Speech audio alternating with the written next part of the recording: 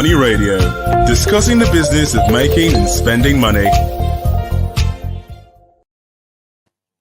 Hello, you're welcome today to today's edition of Money Radio on Leadership Podcast. Money Radio is that program that brings you the latest developments in Nigeria's business and economic cycles and issues of businesses around the world. My name is Innocent Odo, and today we are going to look at a very disturbing development in Nigeria's agriculture sector.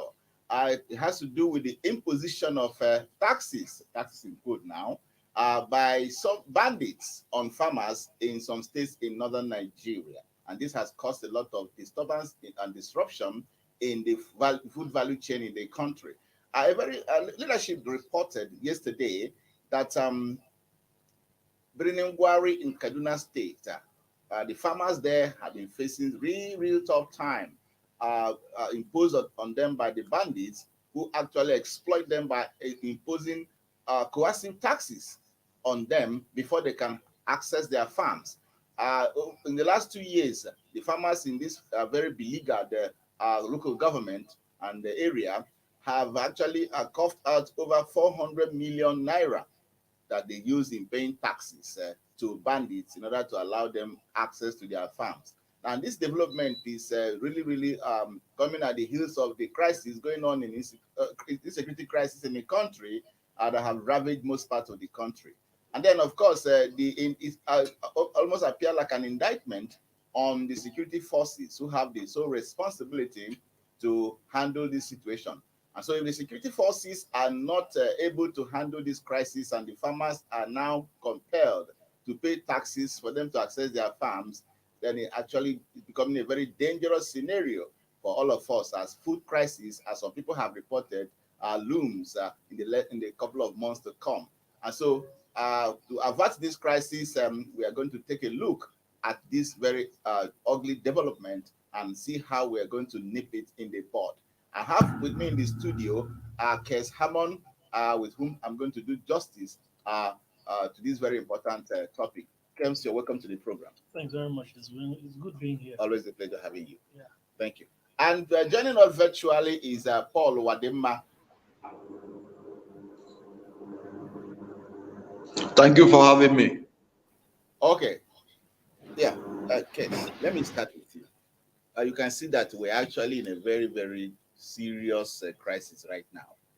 The farmers in the bread basket, that the food belt of Nigeria, are not finding things easy at the moment. Bandits, most of them come from different parts of the West Africa.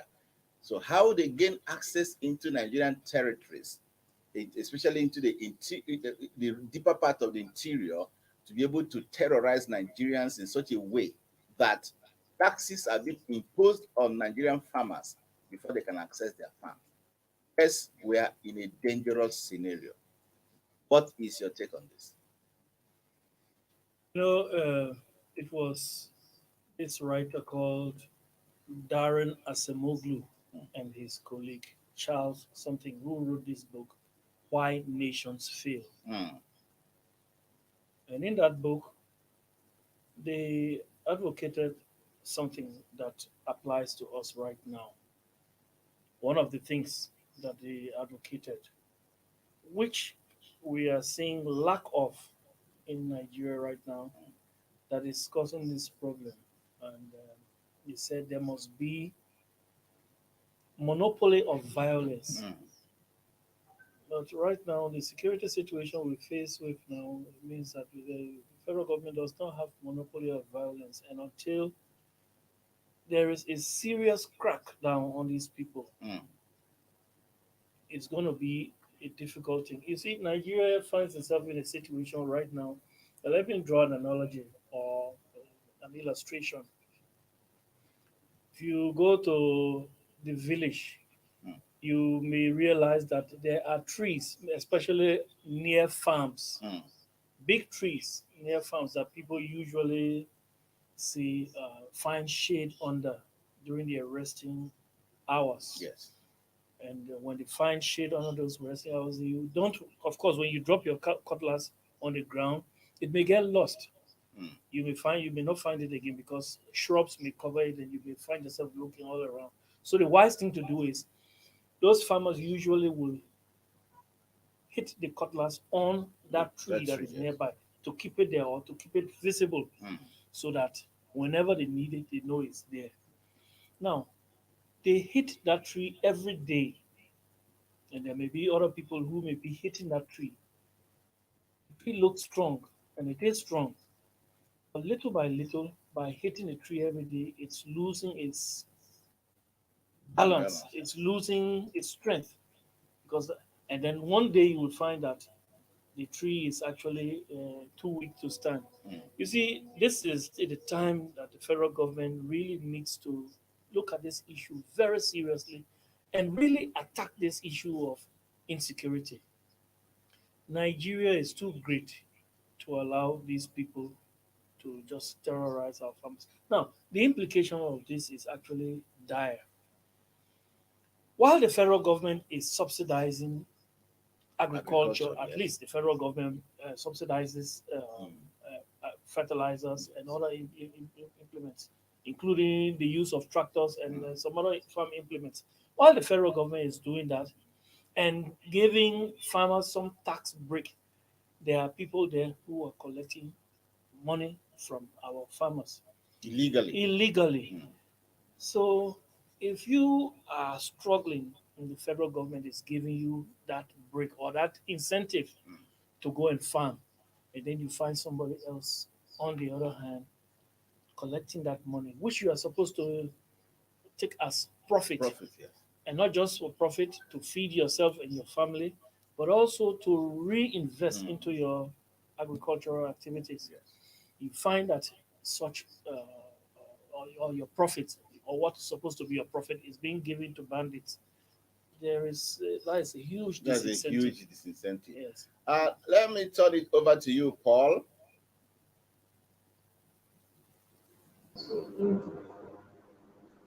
Yeah, thank you for having me once again.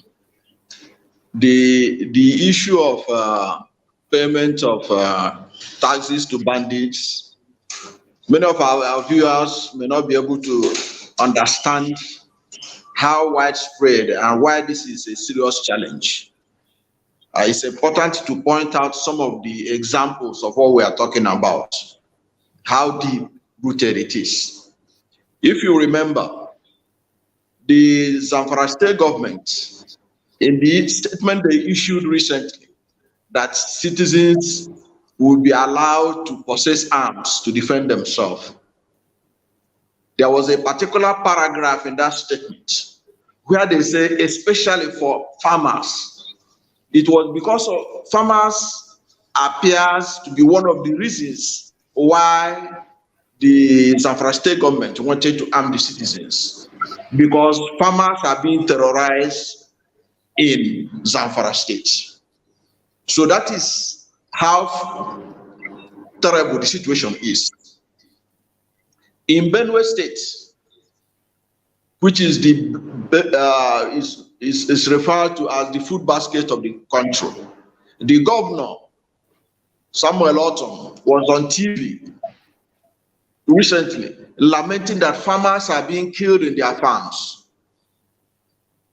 Farmers are being killed in their farms and nothing is being done about it.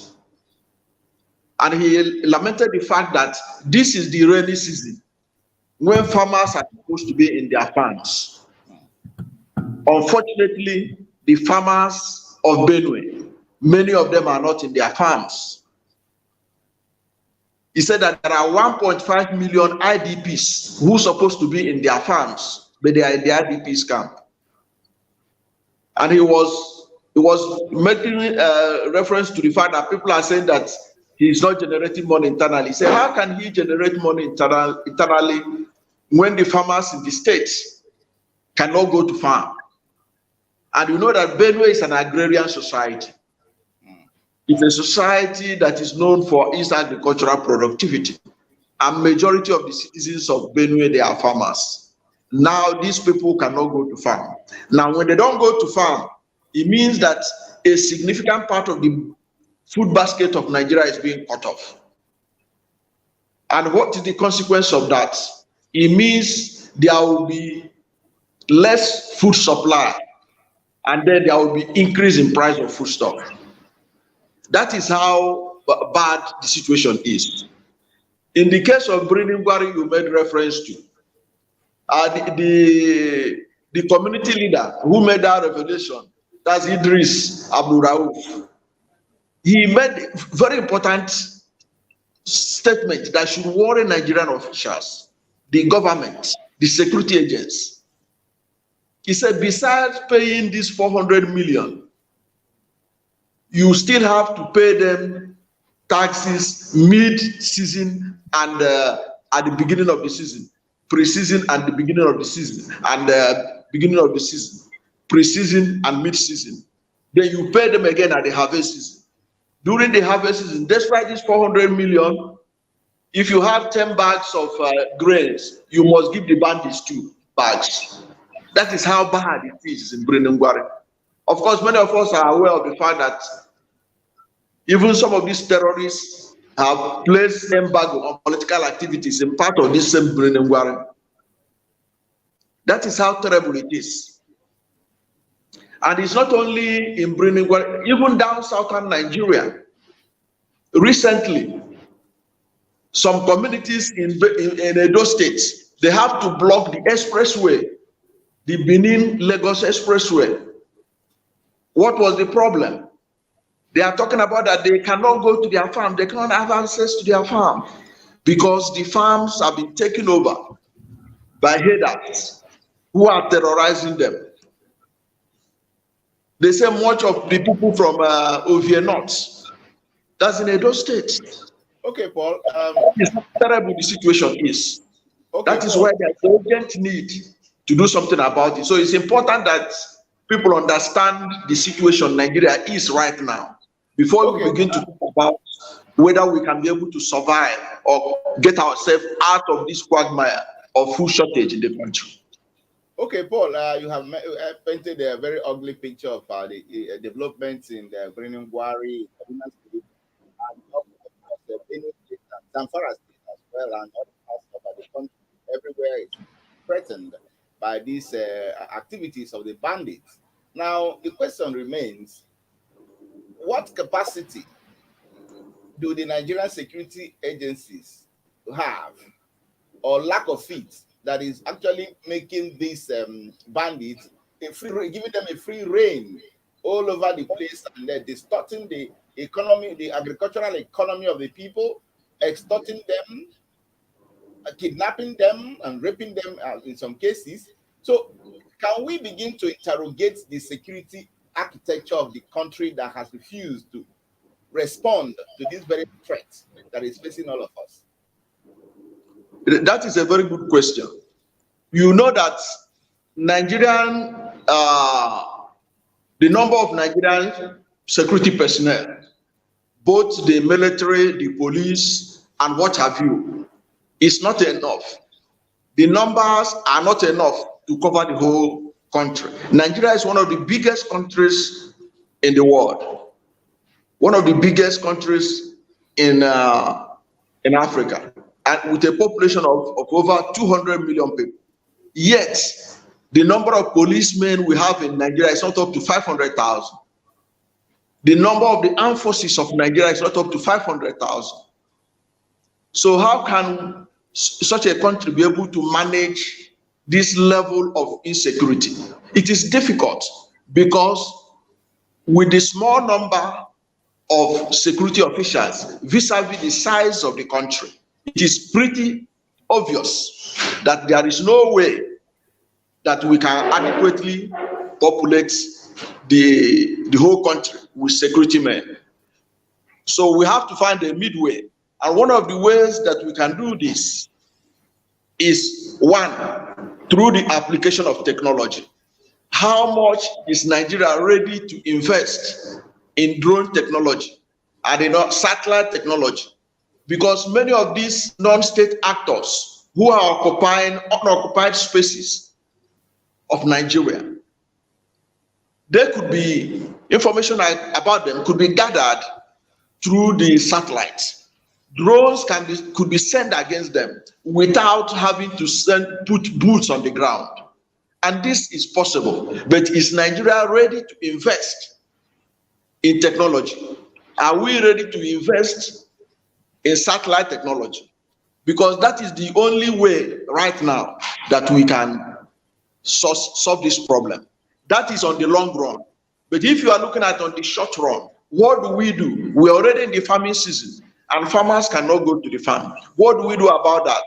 Are we to follow the Zamfara example, whereby the farmers and the communities are armed and their arms licensed so that they can be able to defend themselves and go to the farm? Now, it now begs another question. How do you guarantee effectiveness in farming, where a farmer will be holding AK-47 in one hand, and in another hand he's holding his farming implement? How effective can he operate? These are the challenges. Now, the federal government, speaking through the Chief of Defense Staff, General Erabon, is saying that it's out of the question. They are against the arming of civilians. They are against self-defense. They say that it is illegal, it is wrong to put arms in the hands of the people. But the security agents themselves, the military themselves, have not shown the capacity that they can be able to be there when the people need them most. When these bandits come with 100 motorcycles, 200 motorcycles, 50 motorcycles, the farming communities are left helpless. So what do? How do we reach a middle ground between those who say that it is illegal to arm civilians for self-defense, to arm farmers for self-defense, and those who say the only option is to arm the civilians so that they can be able to defend themselves against the bandits, so that they can be able to have access to their farms? That is the challenge that Nigeria has to decide right now. Okay. And this is not something that should be left unanswered. There is no point waiting, dilly-dallying over it, because already the farming season is with us. And you can see what Benue State Governor said. We are in farming season. 1.5 million farmers are in the IDP camps in Benue State. It means that significant amount of food stuff that are coming to coming from Benue State to the food chain of Nigeria is being disrupted. The same thing is also happening in Niger State. There were Shiroro area of Niger State. There was some kind of agreement between the bandits and the community so that they can be able to farm. Now the agreement, we gathered, it had been broken down. The bandits are unreliable. Now many of the farmers of Shiroro and this environment, they are now in IDP camps. So Niger State is a major food producer in Nigeria. Niger State used to be the largest producer of rice in Nigeria. Now this level of food chain of the country is being cut off. They are being cut off from farming. So it is a very serious challenge that needs to be addressed, and the government have to do it fast. There's no point waiting. They have to do something, unless maybe they want this farming season to be wasted. All right. And it will have dire consequences on the country, because if we don't have enough homegrown food, it means we will spend more to import. And you know how difficult it is to raise foreign exchange in Nigeria right now to be able to import food stuff. All right, Paul, we'll come back to you shortly. Let me return to Kes. You have heard his explanations. There seems to be a very serious dilemma facing all of us as a result of this insecurity affecting a lot of our farmers in different states, and it has really caused some disruption in the food value chain. So we're going to talk more about that when we come back from this short break.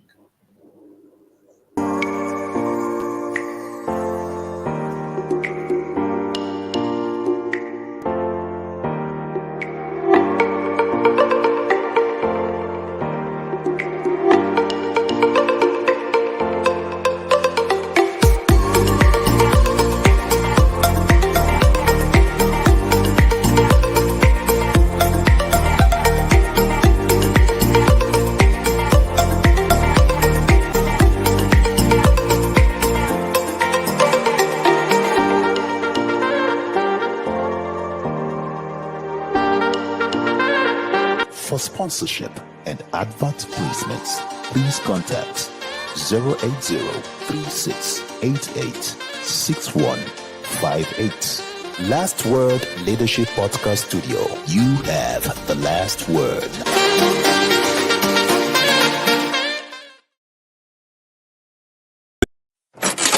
Money Radio, discussing the business of making and spending money.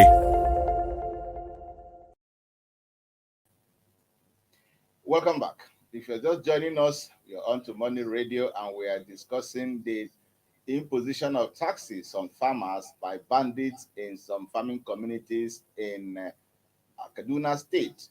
Of course, in Zamfara State, the same situation is spreading its ugly head there. And in Benue State, we also have the same crisis of farmers being subjected to severe, conditions as a result of the activities of the bandits. And before we went on that short break, Kes, there are issues that are really, really troubling. The farmers are facing a serious dilemma, and there's another threat of food crisis coming. Now, if you cannot protect farmers, that's talking about the security agencies now, you cannot give them the protection that they need, and then you also stop them from arming themselves to protect themselves. So where does that leave Nigerian farmers in this scenario? Paul mentioned the issue of probably the overstretch of the security forces. He's talking about numbers. Some might even disagree that it may not necessarily have to do with numbers, but commitment and effectiveness of those in charge.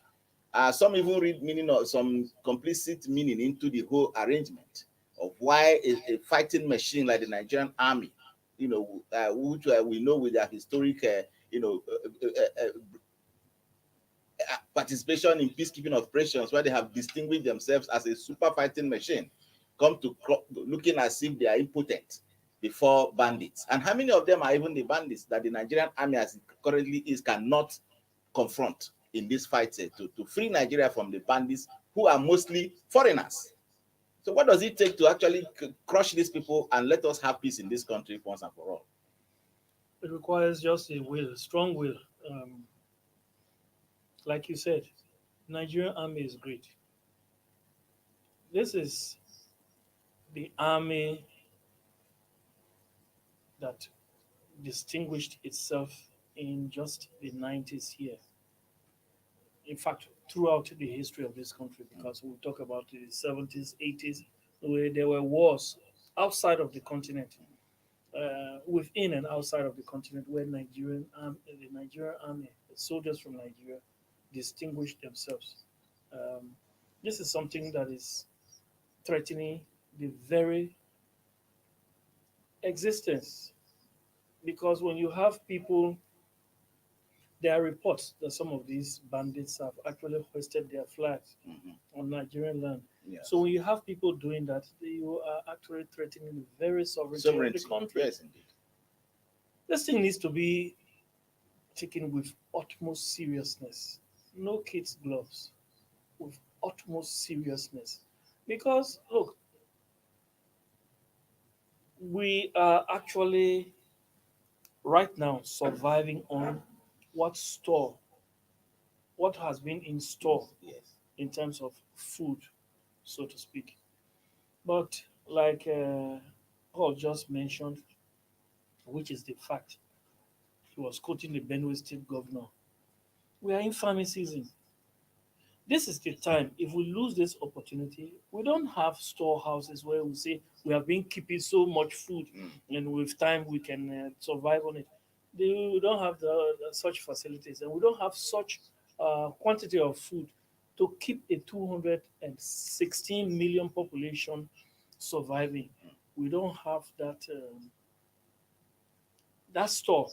So what we are living on right now is what has been provided or also produced in the past. We are talking about how we are going to survive this in the near future. And that is where we can consider this period a waste, because this is the period people are supposed to be farming. And if they are not farming, then it's purely a waste, and it spells doom for the country. It spells doom for consumers. I'm talking about food consumers. It spells doom for all of us. Yes. This is something that we need to take seriously, very seriously. Hmm. Yes. This is something we need to take very, very seriously. I also understand that even if Nigerian security forces are having a challenge of, they are being overstretched, there is this joint military task force that has been in operation between Nigeria and some other countries like Cameroon, I think Niger or so, to contain the impact of this terrorism and bandits that are streaming into the country. I do not know how much of that mechanism has been employed to actually, give some additional value to what the security forces are already doing in this fight against insurgency and banditry. Yeah, that was in the pipeline, and probably that has they have with that arrangement they have succeeded in at least containing the Boko Haram sect in the northeast, that is Borno. These people seem to be spreading, and with that spread, allowing foreign boots on Nigeria's soil. It's the same threat to the country's sovereignty. Not threat, but it's Not like a slight yes on the image of the on country. the image of the big, country. the big nation, the big country, Nigeria. Yes. The big brother that has been so generous to other people, even when the generosity is not solicited. Exactly. Now that big brother is in danger. Is in danger. And then what do we do? Can't we just ask for assistance even when I we're think lacking so. something? If this thing is going so, if it's going out of hand, there's no shame in asking for assistance. After all, when the U.S. was attacked on September 11, 2001, it was a joint force that actually went into Afghanistan. The same happened when there was need to go into Iraq. There's nothing bad asking. Look, these guys are a threat to the entire West African Yes, sub-region. a threat So to let's the not West treat them as a threat to only Nigeria. They're a threat to the entire sub-region. Okay, Paul, if you're still there, let's take your final word on this issue. We talk about the overstretch of the security forces. Do you think that we should actually begin to look for help elsewhere, as some people have suggested? Maybe we should employ the services of mercenaries from God knows where to help us in this quagmire. Oh, okay. First of all, I want to correct an impression that most of the bandits are foreigners. That is not justified. It has not been clarified by any evidence. Sheikh Gumi has been meeting with these bandits. And if you see when Sheikh Gumi presented their case, he never presented their case as foreigners. He was presenting their case as Nigerians who feel disgruntled with the system. The governor of Katsina State has met with these bandits and reached agreement with them. The governor of Katsina State never said that those he met, the bandits he took photographs with, that they were foreigners. The same thing with El-Rufai. He has met with some of these bandits. He has not told us that they are foreigners. There were those he claimed that he paid money to stop killing people before, which he now said that it was a wrong thing to have done. The same thing in Zamfara. They have met with bandits and had agreement with them, which collapsed. They never said these guys are foreigners. They are Nigerians. Those terrorizing Nigeria, the bandits are Nigerians. Those who have met them, their leaders who have met them, have never told Nigerians that those they met and reached agreement to stop killing Nigerians or killing farmers were foreigners. I want that to be settled so that we can be able to move forward. That said, what to me, my own takeaway is this: federal government and Zamfara state government and any other state government that wants to arm their people because of the incapacity because of the inability of the security agencies to handle the present security situation in the country. should reach agreement with the federal government. Federal government cannot insist that you can't have arms. You can't arm civilians, you can't arm farmers. But meanwhile, when people are being killed in their farms and their communities, no help is coming from federal government. People are left helpless. That is where the problem is. Federal government cannot eat cake and have it. It must something has to give.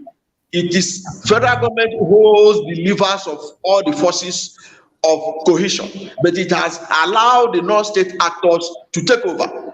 It is its own failure that is making Nigerians to call for civilians and farmers to be armed. So federal government has to up its game if you don't want the civilians to be armed or the farmers to be armed. They cannot eat that cake and have it. That is the situation. At this juncture, we draw the curtains on today's edition of Money Radio. We've been talking about imposition of taxes on farmers by bandits who have spread tentacles across states of the Federation, terrorizing farmers and coercing them into paying illegal taxes. I've been in the studio with Kes Hammond. Kes, it's always a pleasure having you on the program. Yeah. Thank you once again for coming. And we've been joined by Paul Wadima virtually. I will say, Paul, thank you so much for joining us. Thank you for having me. So, what a nice program it has been, and we promise to bring you a bumper edition of the program when next will come. Stay blessed and goodbye. Thank you for watching. For sponsorship and advert placements, please contact 080-3688-6158. Last Word Leadership Podcast Studio. You have the last word.